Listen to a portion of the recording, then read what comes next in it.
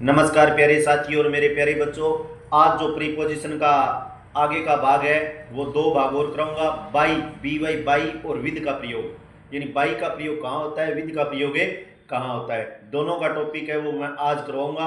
और इसके बाद मैं दो प्रीपोजिशन और करवाऊंगा। फिर प्रीपोजिशन पूरी की पूरी एक भी प्रीपोजिशन नहीं छोड़िए, सभी की सभी प्रीपोजिशन है वो करवा दिए, क्योंकि प्रीपोजिशन का टॉपिक एक ऐसा है कि हर वैकेंसी के अंदर प्रीपोजिशन के दो क्वेश्चन आते हैं। तो इसीलिए मैं प्रीपोजिशन पर लंबा समय लिया है और अच्छी तरीके से प्रीपोजिशन आपको कराने का प्रयास किया है। तो आज है बाई और विद का जो दो प्रीपोजिशन है वो देखो।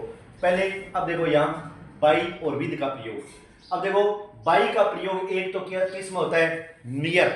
नियर का मतलब हो गया निकट के लिए, यदि कोई चीज पास हो ना, नजदीक हो, तब बाई का प्रयोग किया जाता है। ये लिखा है मैंने निकट। इसका एक उदाहरण दिया है मैंने आपको कि सी इज सिटिंग हर सिस्टर।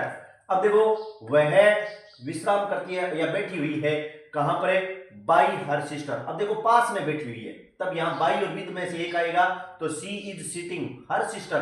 तो अब देखो बैठने के लिए हमें पता लग गया कि वह नजदीक के लिए है, निकट के लिए है, तो मैंने क्या लगा दिया, बाई लगा दिया। एक तो याद रखना है। अगर एक वाक्य और भी आ सकता है, जैसे ही इज सिटिंग और फिर खाली स्थान दे दिया, he is sitting her mother, अपने मतलब वह किसके पास है, माता के पास। लेकिन क्या है इसमें बाई का यूज है, यानी क्या दिया हुआ है इसमें, बाई का ही यूज दिया हुआ है। अब आगे दूसरा दिया है मैंने अधिकतम समय या तक के अर्थ में, यानी क्या दिया है दूसरा, अधिकतम समय या तक के अर्थ में, यानी ज्यादातर समय होगा, ज्यादातर समय होगा या कोई चीज तक, यानी फ्यूचर के लिए ज्यादा यूज किया जाता है। फ्यूचर विल सहाय क्रिया लगी हुई मिलेगी, याद रख लेना। ज्यादा समय हो गया या तक हिंदी में पढ़ोगे ना, तो वहां क्या लगेगा, बाई लगेगा। जैसे Anita will come by 8 AM। अब देखो अधिकतम समय, समय आ गया, जैसे ही समय आ गया तो क्या लगाएंगे हम, अनीता है वो आएगी बाई 8 AM, कितने बजे तक, 8 बजे तक, यानी अनीता 8 बजे तक आएगी। वैसे याद न रहे तो हमें याद रख लेना, विल प्लस कम वर्ब की फर्स्ट फॉर्म आएगी, तो वहां और टाइम दिया होगा, समय दिया होगा। विल और कम और समय लगभग, लगभग समय और भी कुछ दे सकता है, कोई जरूरी नहीं है, लेकिन लगभग समय दिया होगा, विल लगा होगा, तो बाई का ही प्रयोग होगा। यानी अधिकतम समय के लिए किसका प्रयोग किया जाएगा, बाई का प्रयोग किया जाएगा। अब देखो एक वाहन के अंदर यात्रा करने के लिए, कोई वाहन है जैसे वो बस है, ट्रेन है, उसके अंदर बैठकर जाने के लिए किसका प्रयोग करेगा, बाई लगेगा। अंदर जाने के लिए, यदि बस के ऊपर बैठा है ना कोई, तो ऑन लगेगा, ये याद रख लेना। कोई स्कूटर है उसके ऊपर बैठा है तो ऑन लगेगा, कोई घोड़ा है उसके ऊपर बैठा है तो क्या लगेगा, ऑन लगेगा। यानी वाहन के अंदर यात्रा करने के लिए, जैसे आई मे कम बाई बस, अब सीधा ही बता दिया उसने, यानी आई मे कम बाई बस, मैं किस में आऊंगा, बस में आऊंगा। तो यदि वाहन के ऊपर बैठकर यात्रा कर रहा है ना, जैसे ऑन स्कूटर, स्कूटर के ऊपर यात्रा करेंगे तो बाई नहीं लगेगा, ऑन, क्योंकि ऊपर बैठकर जाते हैं। ऑन स्कूटर आ गया, ऑन हॉर्स आ गया।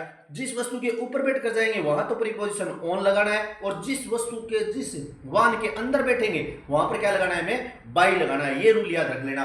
जैसे आई में कम बाई बस, यदि मैं बस के अंदर आऊंगा, अगर ऊपर का होता है यहां पर तो क्या लगा देता मैं, ऑन, ऑन लगाता, लेकिन अंदर बैठना हो तो क्या लगेगा, बाई लगेगा। तो ये बाई का प्रयोग है, यानी याद रख लेना। बाई का प्रयोग में 3 नियम याद रखना है। एक तो निकटतम, यानी जो नियर के लिए, पास के लिए, कोई बैठा है पास में तो बाई लगेगा, और वाहन के कोई अंदर बैठा है तो क्या लगाना है, हमें बाई का प्रयोग करना है। अधिकतम समय, ज्यादा समय के लिए किसका प्रयोग करेंगे, या तक कोई मीनिंग दिया हो तो बाई लगाएंगे, और बाकी सेम टू सेम रूल रखेंगे। यानी ये चीजें बता दी। अब रह गया एक और एक चीज और है।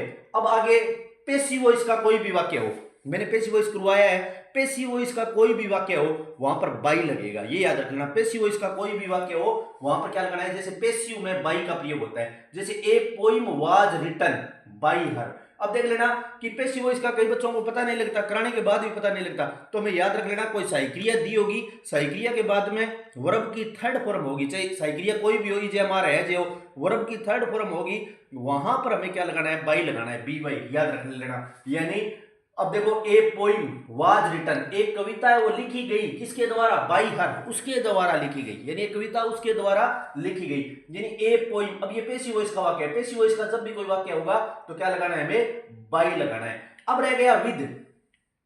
विद है, विद का प्रयोग है वो हमें दो तरीके से याद रखना है। एक तो कोई भी वस्तु हम जिसको औजार के रूप में काम में ले रहे हैं ना, जैसे चाकू से सब्जी काटने का काम में ले रहे हैं या किसी को और कुछ करने के लिए किसी वस्तु का औजार के रूप में उपयोग ले रहे हैं, वहां पर विद लगेगा। और एक साथ में, साथ रहने के अर्थ में विद का प्रयोग होगा, याद रख लेना।